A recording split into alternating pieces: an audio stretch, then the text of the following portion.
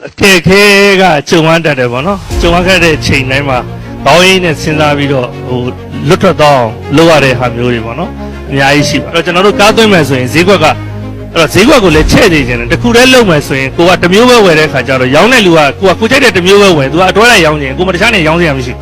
ဆိုတော့ကျွန်တော်တို့ကြတော့ကားပူရတယ်ဆိုတာကသွားလိုက်တာနဲ့သူက6စီးကျွန်တော်6စီးစလုံးယူလိုက်တယ်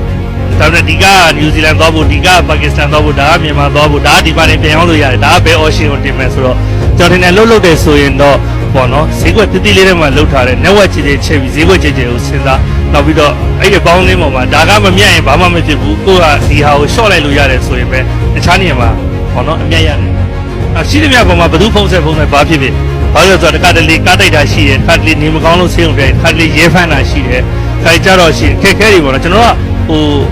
overstay နေကြတဲ့လူတွေများတယ်လေများတယ်ဆိုတဲ့အခါကျတော့ပြဿနာဖြစ်လာလို့ရှိရင်ရင်ဆိုင်ရတာတော်တော်ခဲရင်တယ်ပြီးတော့လေအဲ့တော့တိုင်ရုံးတွေပါလေဆိုတာလေဘတ်ဂျက်မရှိတဲ့အခါကျတော့ကိုတိုင်းရင်းသားကိုလူမျိုးတွေကူညီဖို့ဆိုတာတော်တော်ခက်တယ်ဒါကျွန်တော်တို့ကအမြဲတမ်းလေးဗမာတွေဘာဖြစ်ဖြစ်ဖုံးဆက်ရင်လိုက်လုပ်ပေးတဲ့ဇေယျိုင်လဲအဲ့ဒီရရှိတယ်အဲ့ဒါလေဈေးကွက်တစ်ခုဖြစ်လာတာ